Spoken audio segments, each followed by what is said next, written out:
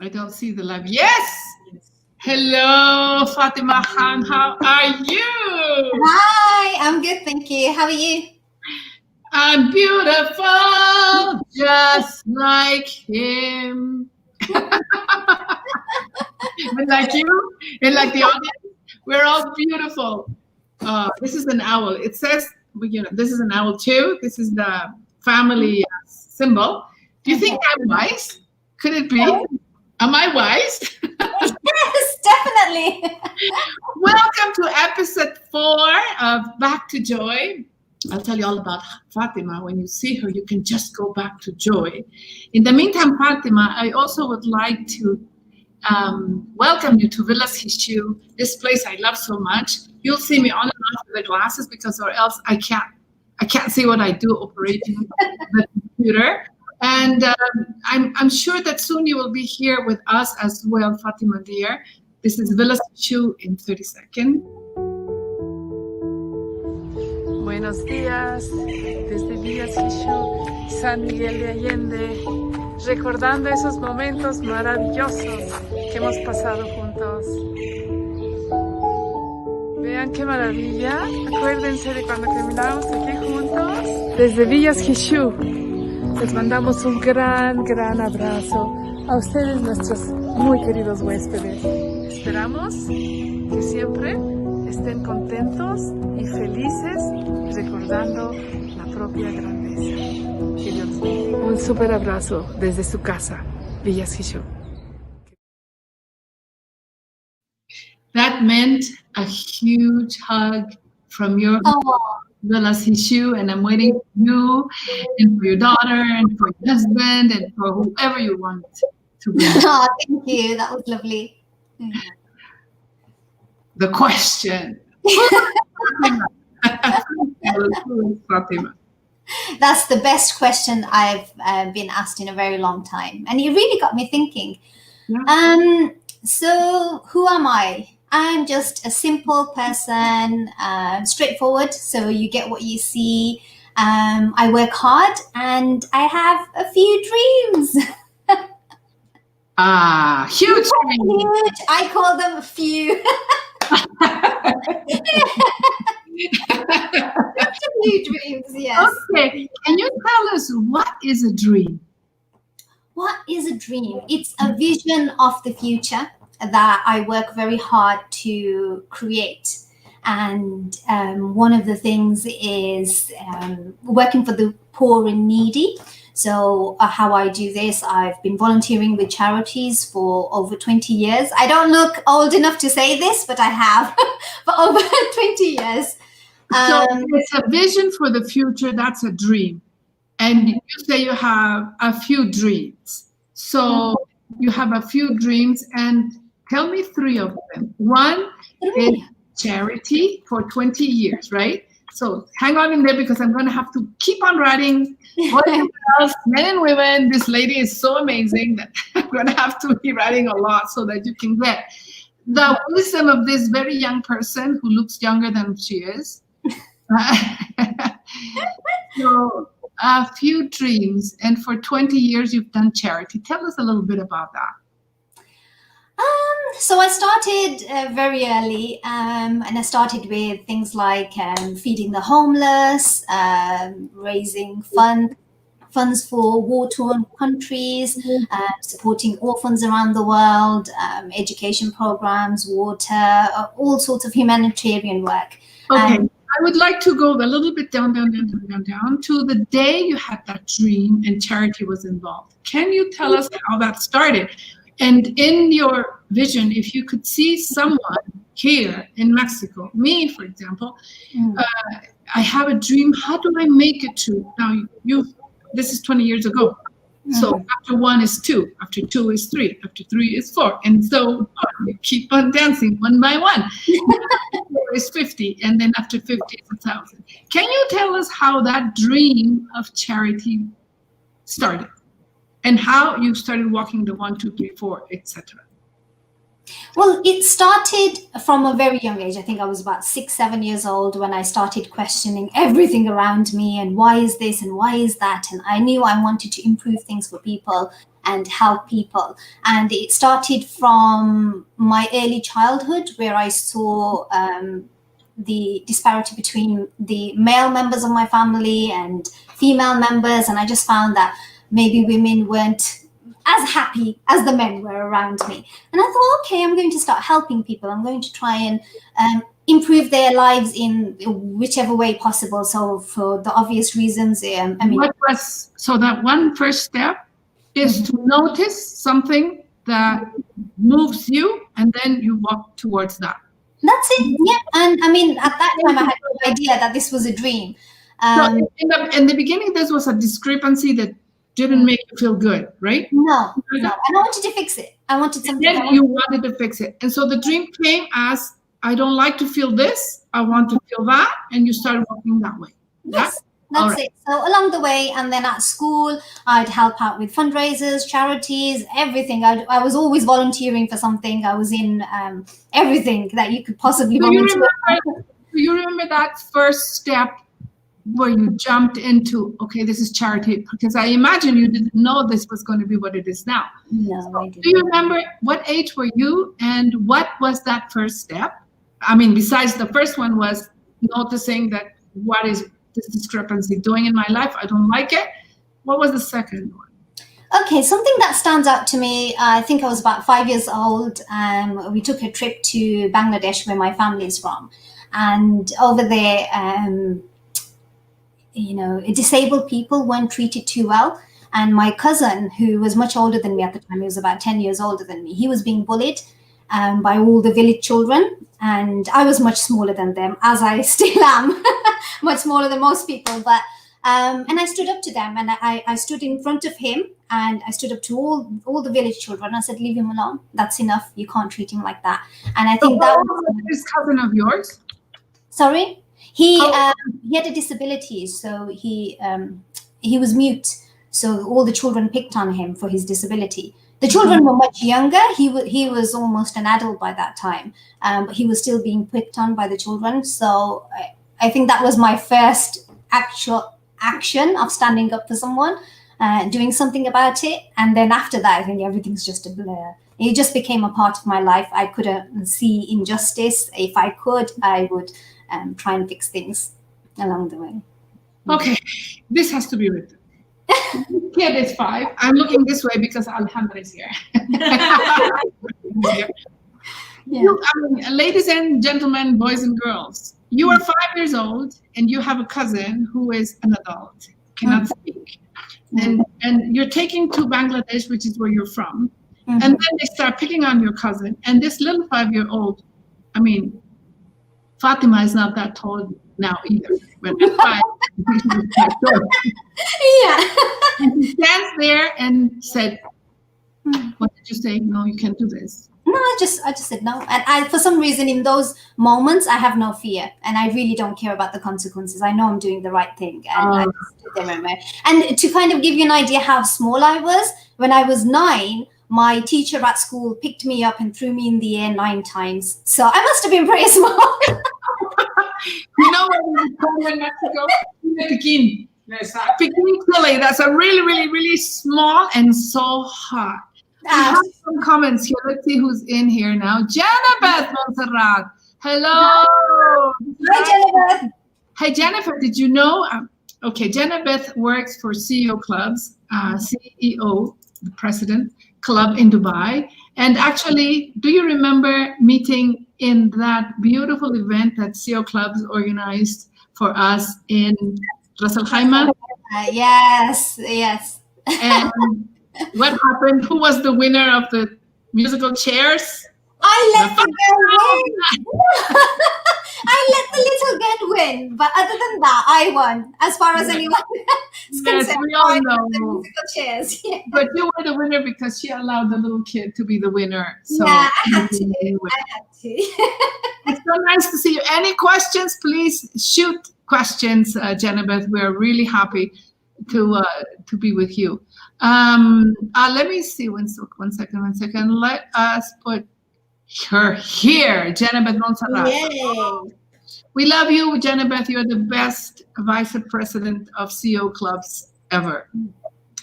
So coming back to our beautiful 5-year-old, so that's how you started now, this dream that became a reality. What is the second dream? Second dream.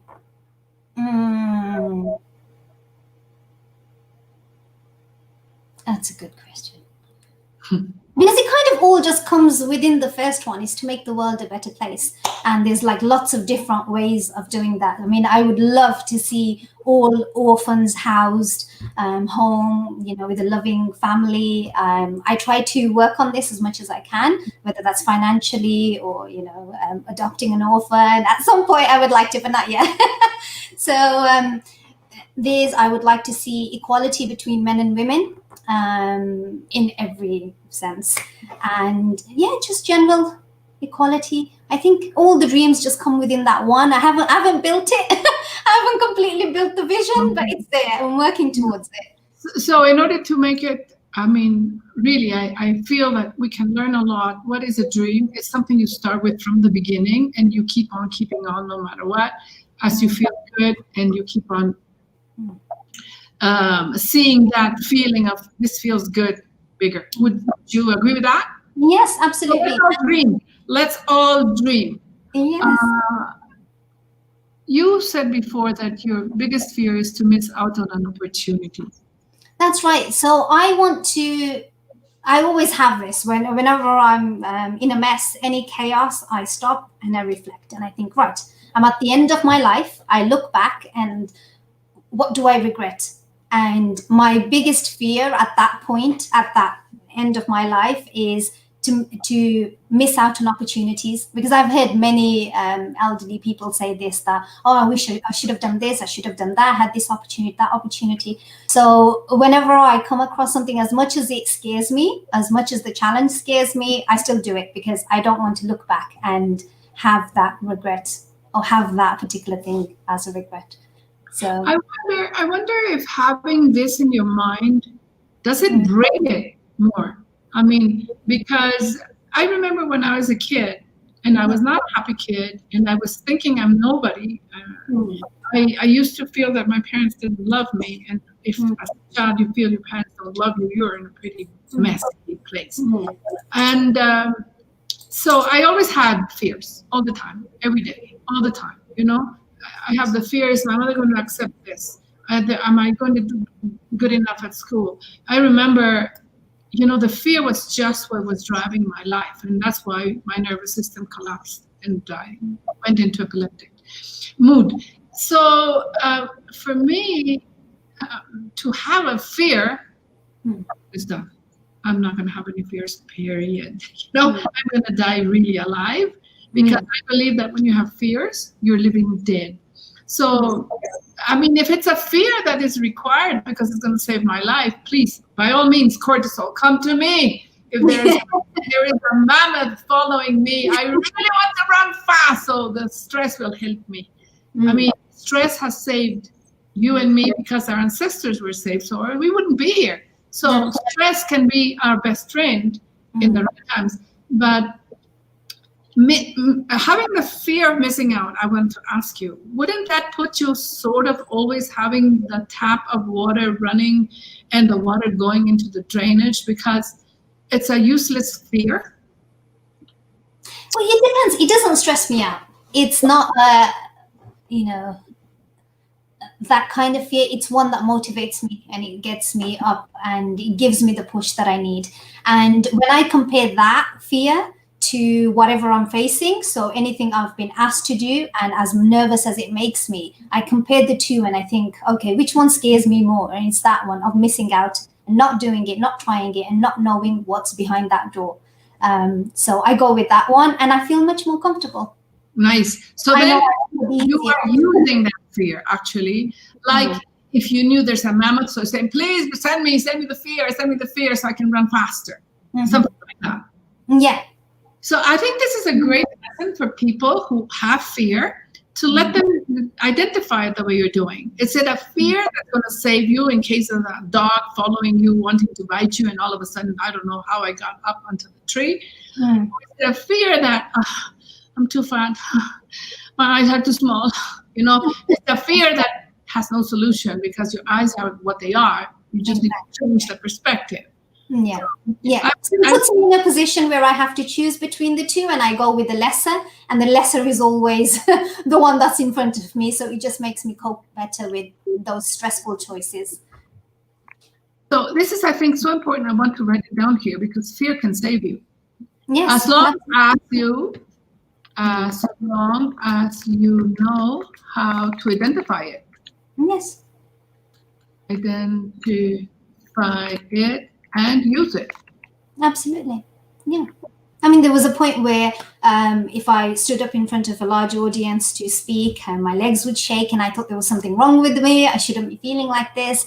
And then I realized that's just my body gearing up for what's about to come. And I knew once I delivered it and I came off stage, I'd be absolutely fine. So now it's just part of the process as opposed to something I should be worried about. Okay, so what is worry then? What is worry?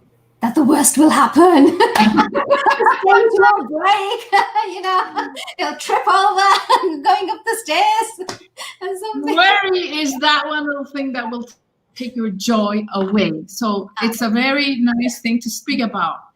What is worry and how do you handle it? So you come back to joy. How do I handle it? I just accept it as part of the process. And yeah, it's not going to happen. This is just my body going into fight or flight mode. And since I accepted that, I find that the rest of my body then just starts to accept what I've thought in my mind. So could I word it like this? Accept that worry is brain-made, and it goes. Absolutely. The moment you get up there and you start doing your thing, I mean, I used to do stage performances and things. And, once you start having fun, then none of it matters. It just disappears. It's just. So once you start having fun, because you know it's going to go, so you just go ahead and have fun. That's it. Yeah. If you can think about the fun beforehand, which is quite hard when you. We have Rita Telles here. Oh, she's an amazing friend of mine. Hello, Rita. She's in Norway. Hi. And just big hugs for both of us. She cannot stay longer, but Rita, she is the person that has suffered a lot of incredible experiences to the negative, but she always knows how to put in the positive. Rita, I hope you can see this later on. Cecilia Weaver. Happy to listen to you, Fathema. Love your smile and honesty. Oh, thank you. Are you feel embarrassed now? I am. Can you see I've got red? Yeah, you're getting red. Oh, I'm a naughty girl. No, Cecilia, because when we were just getting ready for this, I just feel that Fathema is so beautiful. So beautiful. Okay, you're gonna finish me off now. She told me you're gonna make me embarrassed. I said, nobody can make you embarrassed without your permission. That's Yeah, it's so lovely. And Jenny Beth is saying, I love it. Fear is motivating. Tell us, Jenny Beth, while we speak about something else, how is fear motivated? How has fear motivated your life? In the meantime, let's go to the next question here. Who is Fathema the professional? Okay. Well, that's linked to my vision of the world, trying to make it better, make it more enjoyable for people. So I set up WarwickStone Capital about 3 years ago, and this was really to bridge a gap between two different investment styles that I saw. So obviously, I grew up in the West, I grew up in the UK, and we were constantly, it's always a choice between conventional investment products and Sharia compliant investment products and or Sharia compliant things. So we constantly have to go and ask, is this okay Islamically, or is this okay? And then it just led me to come up with an investment vehicle where it's a kind of, it meets in the middle. So we can invest without feeling guilty that we've actually, done something we weren't supposed to. But at the same time, we can get slightly higher returns than the other products. So I set up WarwickStone Capital to kind of give people that are stuck between the two choices an alternative and another way of making higher returns without compromising on their faith. At the same time, sorry? Tell us about investing without feeling guilty. What does that mean? What does that mean? So, as Muslims, we don't invest in alcohol. We don't drink. We don't invest in interest-paid fixed income type of investments. So, when I would want to invest in something, it would always be somehow linked to interest or alcohol, and there was a lot of it intertwined with other investment products. So, I wanted something where, without compromising on the returns, we would still get that satisfaction that we didn't actually invest in alcohol or in interest or gambling or warfare or anything like that. So it's not. So my vehicle is an ethical investment vehicle. So it's a gap. It fills a gap between the conventional and the Sharia compliant. Okay, and how for the Muslim world who's listening to us and the not, because I'm very interested, what would be the receptacle of investment that suits the Muslim rules? Sorry, I didn't hear the first part. What did you say? What are the rules that regulate Muslim investing? Okay, so the biggest things are we don't invest in interest, so we don't receive interest, we don't pay interest, we have nothing to do with interest, we don't make money on money, and we don't invest in things that would harm others or things that are considered forbidden in Islam. So alcohol is forbidden, so we wouldn't make any money from that in any way, and things like that. So this is something that I felt personally that there was a gap in the market. Yeah. So it's mainly two: not to receive interest and not to invest in harmful things to others, which is alcohol, drugs, all that kind of stuff. Yeah. So what do you invest in? So we invest in listed companies, so listed globally, listed companies. So companies that are listed on the stock markets across the world. So these are large cap, mid cap, small cap companies. But there are so many great businesses out there. Like, for example, we have Cisco, which is a technology company. You have the Amazons and the Microsoft and all of them who obviously are a technology company. So we can invest in consumer products, in lots of different types, and still just avoid those few things that we don't feel very comfortable investing in. Mm-hmm. Yeah, I'm really happy to hear that. Here at Belendez, this is a celebration center, so we do not serve alcohol, we do not serve sodas, we do not fumigate, we don't kill the insects. So I also believe in the same way, ethical, according to my color. My color is green here, as in my thoughts, it's in my word, and it's in my walk. Yes. So people who come here do know that you're going to have the visit of a little aunt in your villa, and she will say hello and goodbye, and that's it. So if you would like to enjoy the drinks of your choice, you can of course bring them, but we will not offer them. Also, because I can see here in Mexico, alcohol is a huge damage maker. Mexican people are extremely hardworking. However, they do like to socialize with alcohol. It's, socializing and alcohol come together. I don't drink. Yeah, I will drink juices from nice fruits and things like that. I don't even put sugars in my stuff either. I mean, the customers want for sure. But we have the same mentality. Exactly. I understand what you're saying. And it's really nice, to know that we can go to your investments and we can just relax. Nobody's going to be filled with sugar. Nobody's going to be filled with insects. We're still working on the sugar part. But we're getting there. We don't use too many filters, and then we'll be back to having a cash portfolio. Yes, you're absolutely right. So it's really nice to see this. You mentioned also when I asked you before about the professional, you mentioned and a mom of 3 years old, Aisha. Yes. How is that a profession?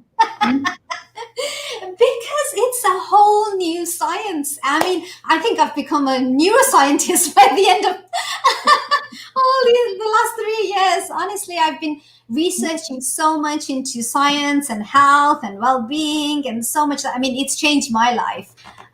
So I think, well, if WarwickStone is a profession, so is being motherhood, so is being a mother, or you can think of them both as two children. So I actually had my daughter at the same time I started WarwickStone.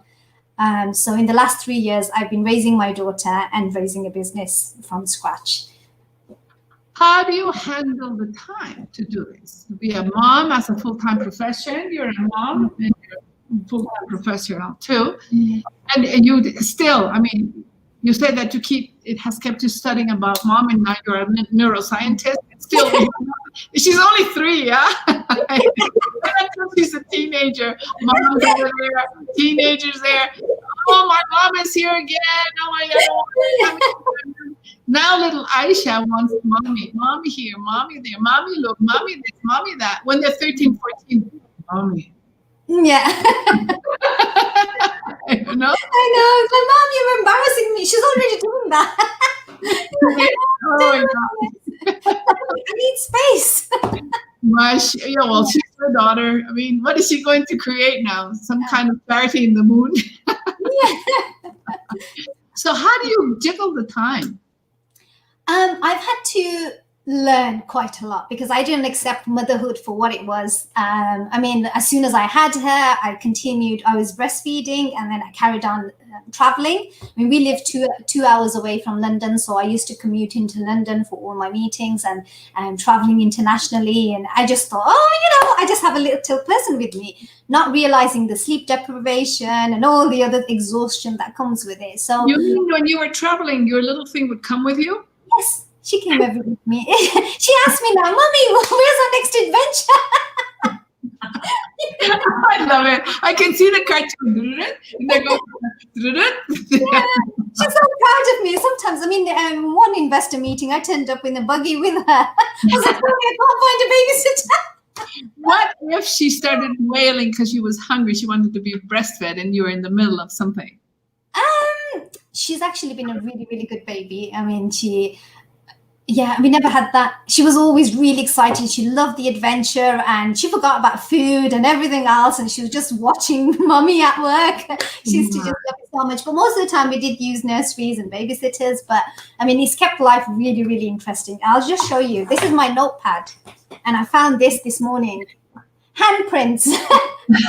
Your daughter? I love it. She leaves messages for me. She did a footprint and said hello foot on there, and you can see look at this. Let me see. Look at all these little drawings. Oh my God, I love them. Aisha, she's just so adorable. Yeah. I mean, my desk is just full of these stamps and things, and honestly, this really brings joy to anything stressful that happens. It really doesn't matter what's happening on the markets. Yeah. Okay, Jennifer is back with us. Fear is a powerful motivator because we tend to be better, and by not wanting to dwell in that fear, we work harder.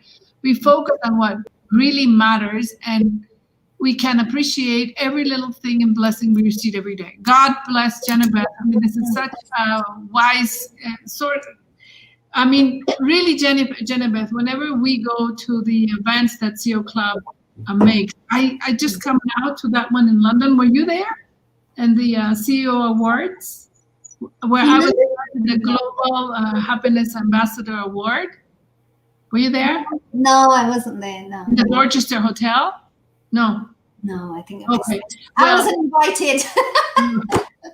You know, Jennifer, you could hardly see her, and if you did see her, she was always smiling, moving back and forth, you know, doing all the work, all the job that needed to be done. And then at the end, Jennifer, remember we had breakfast and you decided to stay longer, and you were so scared to be alone in London, but you did it.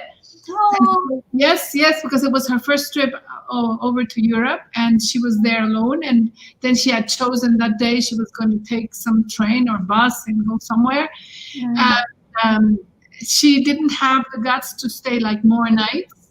But at least she had the guts to venture herself into that half a day or whatever it was. So really, as a very happy member of the CEO clubs, I mean, CEO clubs has done so much for me, changed my life. When I arrived in Dubai 2013, and I met our founder, Tariq Nizami, he was speaking about his parents, Pakistanis.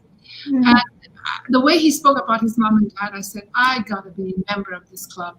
It's a club with heart, where we create salaries and manifest dreams as we create the salaries, buy and sell, which is what you do.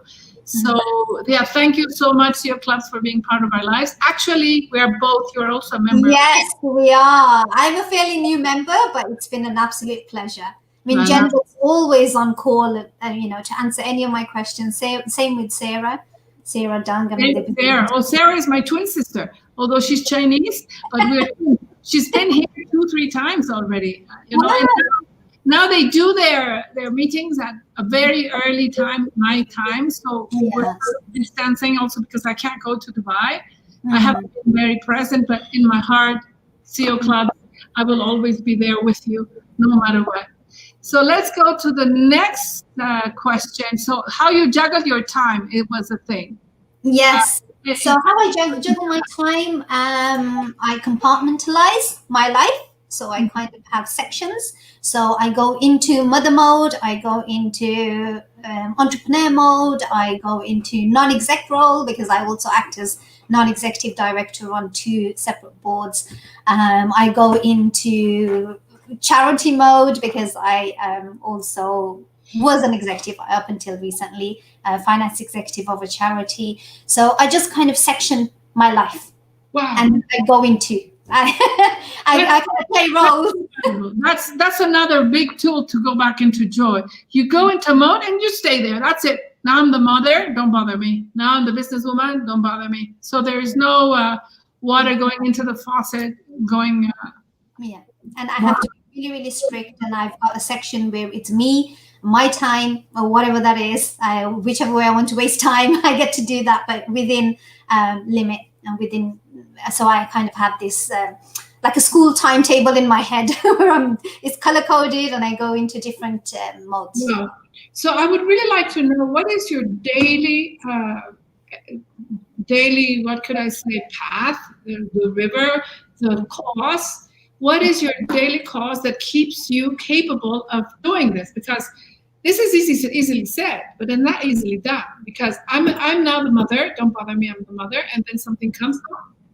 No, it's very difficult to say, hey, sorry, but I'm not there. I'm here. Yes. So there must be some kind of everyday ritual, if you want to call it, that brings you in a place where you can say, sorry, but no, thank you. Yes. Tell us what that is. What is your life like to create? I try to space them out. So when I work from home. I've always worked from home, just because of the distance. So I have my office where I go into work mode. My daughter's at nursery. When I pick my daughter, if I pick her up, then we'll go away somewhere. So either on a short visit somewhere, or in a restaurant or something, where in that time I don't attend any emails, calls, nothing. And for that block of couple of hours, I'm a mother. And so most of the time I try to spend it outside of home with her. So that could be at the park, where she gets my undivided attention. We go to lots of mother-daughter clubs and things where, I really can't answer a call or an email. And I just take chunks out. So in my morning, I wake up very early and I'll have a few hours of work. And then when she wakes up, then I'm a mother for the next 2-hour block. And then I send her off and I'm back into businesswoman. And then it's just, I just alternate between them. Okay. But this is a different question. I didn't make myself clear.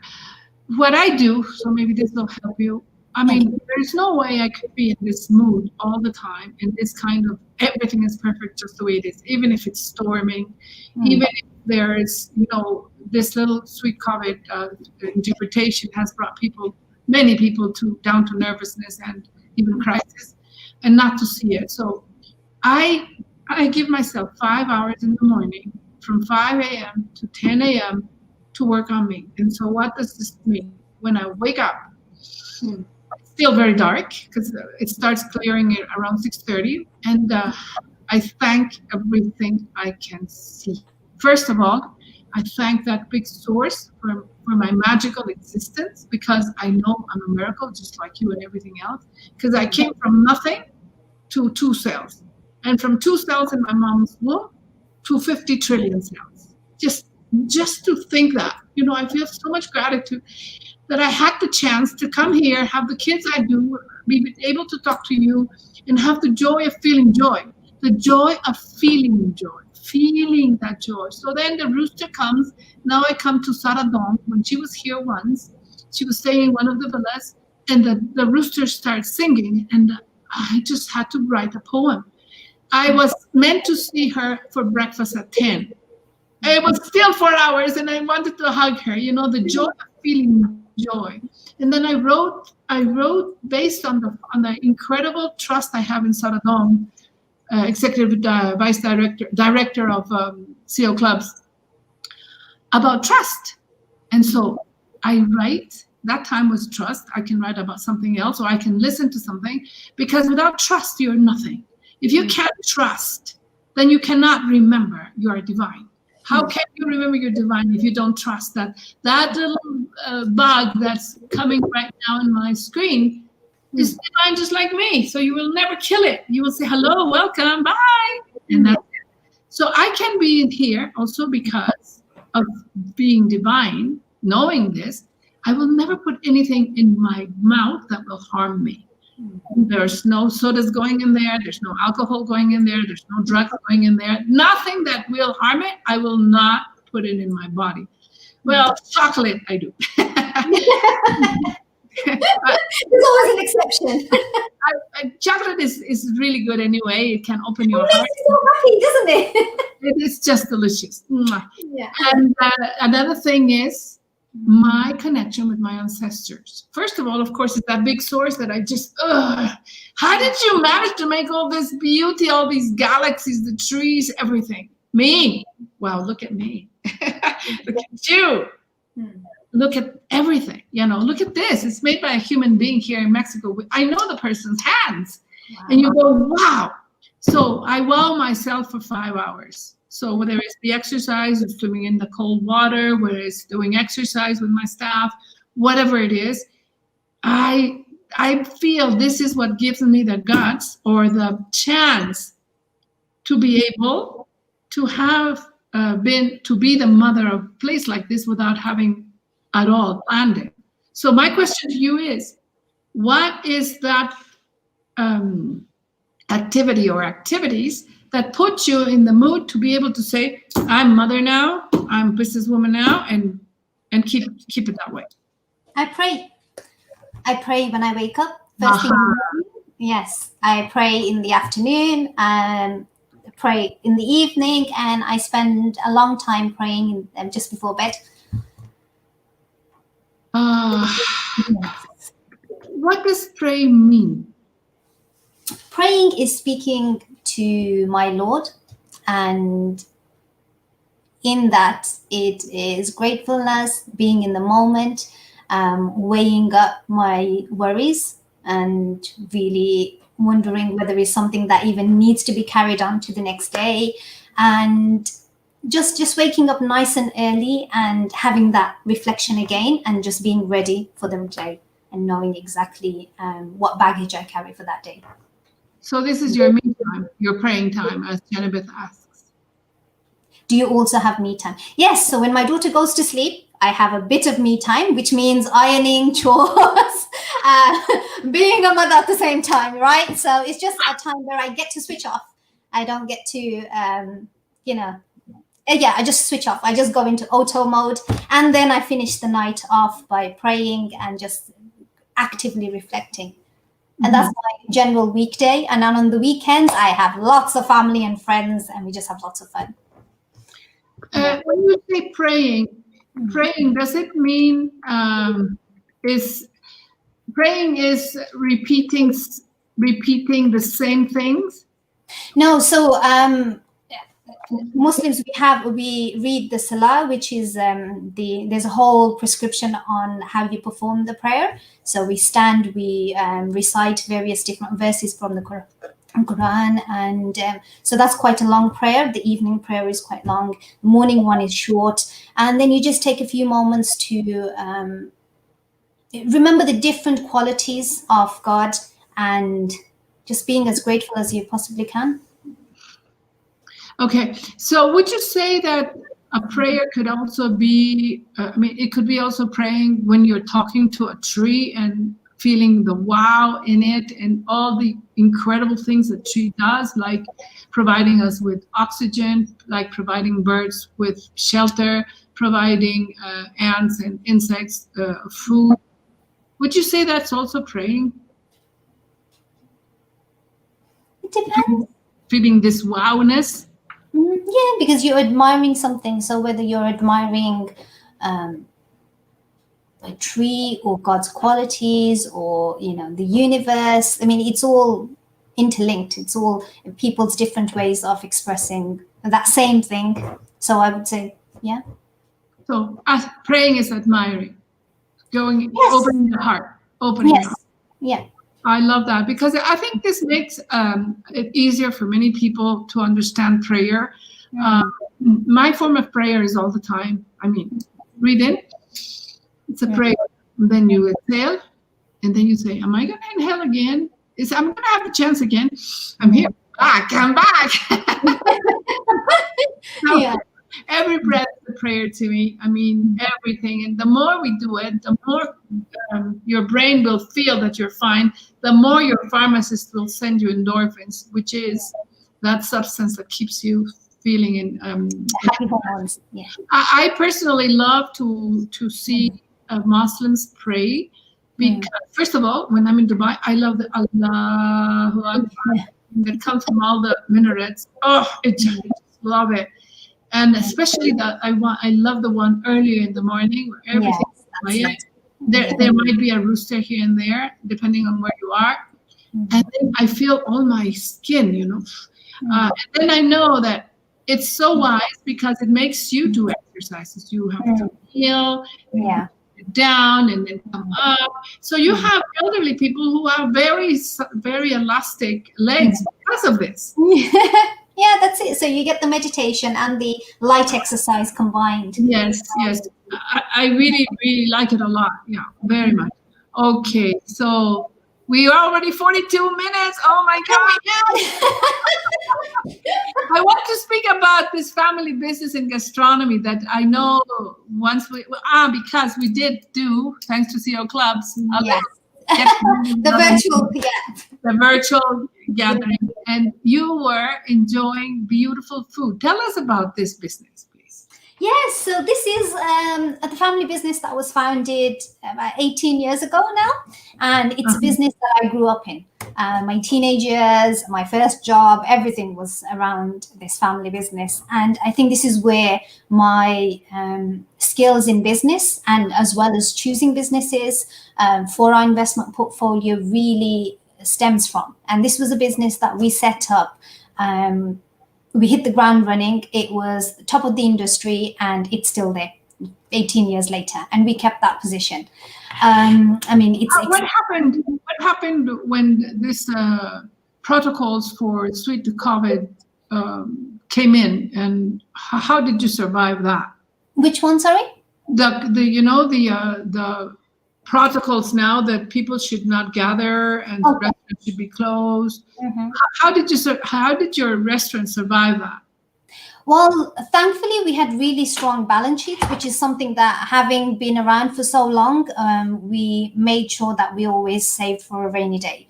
So we had strong balance sheets going in, and any business with really good balance sheets will be able to survive with pretty much no sales for like 2 years.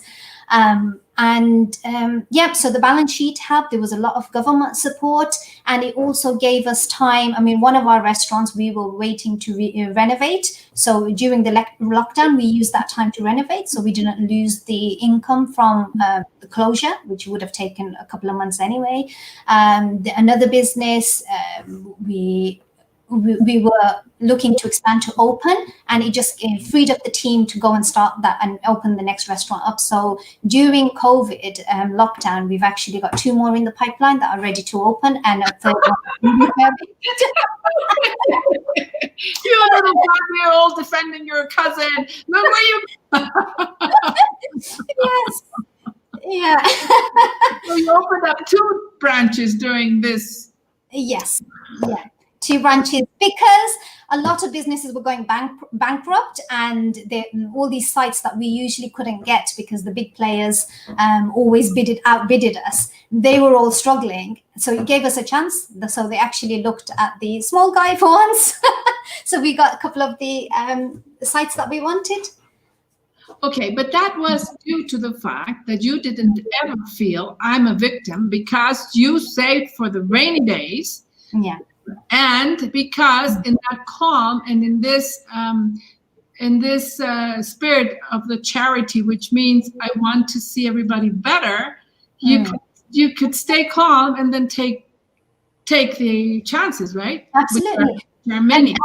Exactly. And our specialty as a family, because it's a whole family business where there's quite a few of us involved, and every challenge, we look for a solution. We don't just think, oh, this has happened. Or, if we hear someone's closed a business down, we're like, really? There would have been other ways. We could have thought of something. So, that's not even an option, to just give up and, or think that, we've hit the end of the road. It's never the end of the road. There's always opportunities. There's always something you can do. So it's about sitting down, and this is the main thing that's kept us ahead of the game, is just being able to adapt really, really quickly to whatever happens. 2008 didn't happen until it actually happened. The pandemic didn't happen until it did. So there's always things that will happen. I love your word. I love it. And we have my dear friend Yvette. Look what she's saying. Thank you for making my Thursday mornings happy. Oh, that's great. Thank you so much for making us happy. She sits in the United States, and she's the mother of a beautiful girl that is my sweet friend who lives in Mexico. Oh. Yeah, in Sita. Yes. And this is so inspiring what you're saying. Never, ever think that this is the end of the world, because it will be only when you think it is. Correct? Yeah, exactly. Oh, wow. Which is exactly the same thing that I did with my portfolio. Everything was crushing, and then it just went, right, someone's making money out there, which companies are doing it, and we changed our positions. And so all my skills came from this family business that I grew up in. And it just gave me an edge when it comes to investing. And because of that, I've managed to add 10% to the Nasdaq returns, which I'm sure everyone's aware. Thank you very much. I think we need to learn a lot from you, my sweet girl, really. So now let's go to the next question. So we don't, I really would like you to share with us. Mm-hmm. What are 3 things that help you keep yourself joyful? During the whole hour, you have made my heart just bubble. It's been so inspiring. You're so kind to just reveal yourself as is. I already saw you ironing, and I already saw you in this meeting room. I saw you opening companies, and I also saw you see the footprint, hello foot. It's so inspiring. So please let us know in simple terms what 3 tools you leave us besides everything. And this is going to be recorded, guys. So whoever's going to see this later on, make sure you go all the way to the end, because we're going to get tools that are going to allow you to be 5 years old and be in front of an adult that is mute and defending, and not be worried or scared about any consequences, except the consequences that are 20 years later, having this charitable organization, a daughter of 3, and juggling everything and having fun at the same time. Because you are not only a fundraiser, you're a fundraiser. Absolutely. Yes. So let's go with the first one. Okay, so my philosophy is to enjoy the process. Enjoy every day. Don't wait for the end to enjoy it, wherever the end is. I don't know where the end is, but because it's a dream that we're building. So the number one tool is make friends and smile at people, because one smile can make a person's day, and we never know what someone's going through. So I always smile at everybody. I make friends at the bus stop, at the train station, at the airport, everywhere and anywhere. And especially when I attend networking events, I mean, you always see someone that's a bit nervous. You go and give them a smile, and it really brings out their personality. And these are people that I've collected over the years as my best friends. I mean, I have a minimum of 10, 12 best friends who were fighting on my wedding day. 13. Okay, I have a question here. What if you find someone in front of you who is grumpy and doesn't want to smile? What do you do then? I like to poke them. Not literally, but I will keep at it until I make them smile. So, you know, this one gentleman I met once, and he was busy eating a cake, and he didn't even look at me, had me on the side, and then he was like, I don't trust. And I go, you don't trust me? And then just by saying that, he started laughing. No, that's not what I'm saying. So I misunderstood what he was saying. So, I mean, you just have fun. Just have fun meeting people. Yeah, that's it. I have the feeling, because when I was a kid, you know, I was not in a good place. So I was one of those grumpy ones, but not grumpy, scared ones. Scared is worse, I think, because if you're grumpy, at least you're saying something. But when you're grumpy, you dare say nothing. And so it was really, really hard for me to, to be. I do remember that if someone smiled at me, truly to me, it would move something inside of me. And I still remember people smiling at me, which meant, oh, you do exist, Yes. And now I know what happens is not that we make others smile, but we are that one smile, all of us. Mm-hmm. So the person in front of you who is in the place where I used to be is just telling the brain the feeling of contraction. I'm not feeling well. So the brain will send you this stress, the cortisol.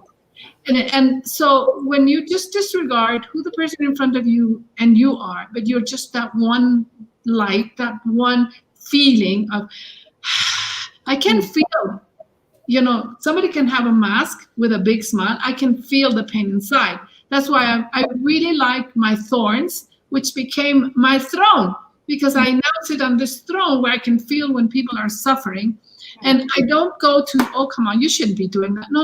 Feel whatever you want to feel. But that's in your head. You're divine, and your feelings are those of a tree with open arms that say hello, welcome to anyone who wants to come. This is our nature. Our nature is expansion. So when we have these grumpy ones, let's say in a restaurant, and somebody comes and throws you food like this, and I just go into the feet of the waiter and say, he must be so tired to do this. I have nothing to do with what he did. It's not my story, it's how he looks at life. So I keep on sending light. That's how I call it. I go to glow, just Gloria, Gloria. Yeah. And just connect to that. And I imagine, okay, maybe this kid is adopted. Maybe his mother died. Maybe he's an orphan, whatever. So when he comes back, I just ask, how are your feet doing? You must be so tired. And immediately, because it's acknowledged, yes. Right? Yeah, exactly. Because nobody wants to be miserable. It feels horrible. So for someone to have that look on their face, they're going through something, they're carrying things. So just that smile can, change. It can change. And the one thing you just mentioned, nobody likes to be miserable. You would be surprised how many people, hello, me. I used to be miserable because it's my story. Don't take it away, or else I'm sorry. Really? I mean, or else why did it take so long for me to wake up? Because it's my story. This is where I belong. And I know people who really don't mess up with my unhappiness, you happy woman. So you just send light and you go. This is not natural. This is not what we are designed to be. But if people choose it, let them be unhappy and you keep on being happy. This is my experience, because how can I beat with your heart? How can I see with your eyes? Impossible. So I can only, this is a delicious chocolate, but if you don't take it into your mouth, you will never drink it as much as I want you to drink it. So that's one big lesson for me. Smile with your heart, with all that joy. Remember your pains. That person is in pain. Just never, ever feel pity for anyone because we're all divine. And then, yeah, that smiling thing goes. Yeah. The second one you mentioned, which I think is really interesting. How do you get to few expectations? I don't need much. I don't want much. So everything I have is a bonus. And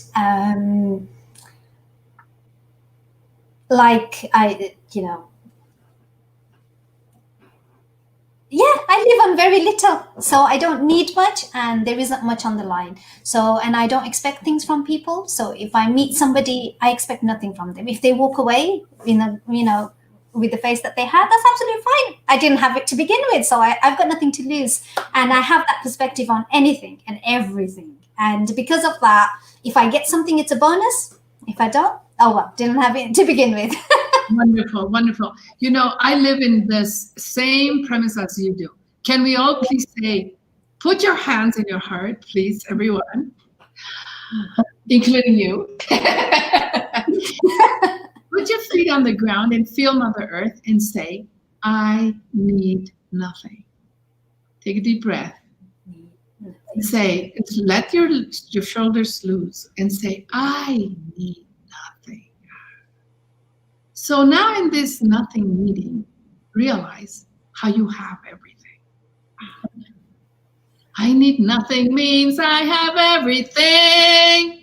Everything is perfect just the way it is. Absolutely. Yes. Alhamdulillah, alhamdulillah, alhamdulillah. These words tell us a little bit because I love alhamdulillah, the sound of it. It means thank God. It is prayer of the Muslims, of the Christians, of the earthlings, of every one of us. Gracias, Dios mío. Tell me, what do you feel when you say alhamdulillah? What do I feel when I say that? I just remember how great God is, and all the praise belongs to him because, he's magnificent and he's made all this possible for us. And you need nothing. Nice.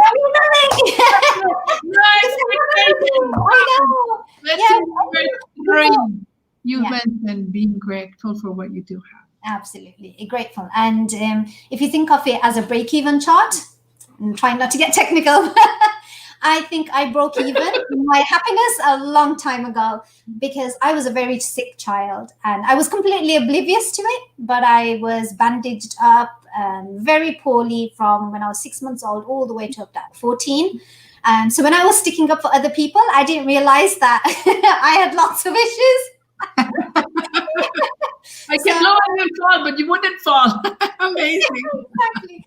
Yeah. So, and I think having health and going forward from that has been so amazing that I can't imagine what else I could possibly need. So just having health, not being in that sickness, not missing out on my child, where I missed out on my childhood, the fact that I'm not missing out on my adult life, that's enough. Are you sure you're an adult? Almost. Next month. Almost. So I mean, that was it. That was my fixed cost. And after that, everything else is a profit now. I mean, I have a lovely family, friends, amazing things in my life, and everything's a bonus because all I needed was health. And I have that and lots more. And this is what also Genevieve is. She's saying it, love it, being contented and happy with what you have. This is really what Genevieve is. Just now to finish up, exactly. Nobody says, nobody wants to be miserable. Yvette. Well, some people do, Yvette. we don't. Now to finish up, can you tell us, please, where we can find you? What is your Instagram? What's my Instagram? Instagram, right. I think, I have no idea. I haven't used it in a long time. I'm busy ironing. Let me see. I love it. No, but we want people to get to know how not to be miserable. You know, this talk has been very inspiring, don't you think? Yeah, not to be miserable. I'm not sure you'll find inspiration in my Instagram because this is what I have. I love it. Let me see what is the address up. What is how is it spelled? It's my first name and surname, nothing else. Fathema Khan, like this? That's it. There's many of them. There's many Fathema Khans. There are, I don't know. Okay. All right. And, email address? Yeah, yes. Email address. Yes, that's the one. So it looks like, It looks like it. Okay, it looks like that. The 3 posts, yeah. And there's the boss. That's What is your Facebook? You have a Facebook or an email or a website or something? Okay, I'll give you an email because I know that one. It's f.khan, so Khan. f.khan, at WarwickStone Capital. WarwickCa. Stone, STONE. ONE. And capital.com. .com. Yeah. Okay. Let's see if I wrote it right. Absolutely. That's brilliant. Well done. Wonderful.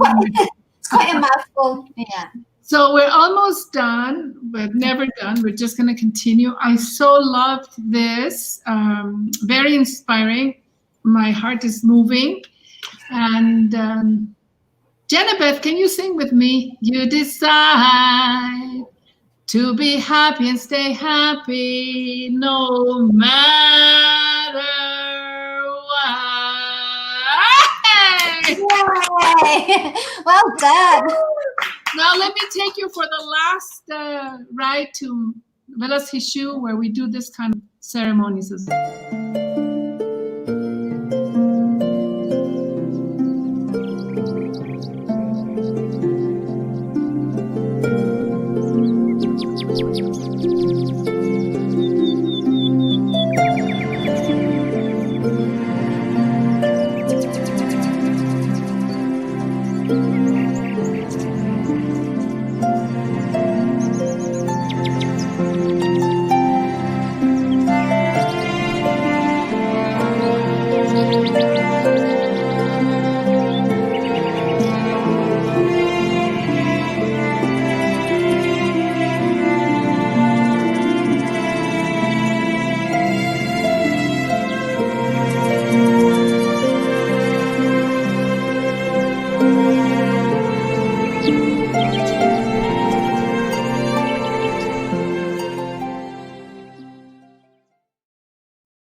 So that's Velas Hishu. Hishu means Sisterhood of Grandmothers. I suggest that all of you, if you don't have a grandma on earth, just give her this moment to thank her, because without grandma, your mom is not here and you're not here. And also the grandma and you who will have the delight of having grandchildren, be happy with your wrinkles. Grandmothers are necessary. Thank you so much. I'll see you next Thursday. And I hope to see you here, my sweetest, most amazing 5-year-old. Thank you so much. God bless you. Thank you for having me. It's been a pleasure. Thank you. Say a little bit. I'm going to cut, but you say a little bit Okay. and broadcast.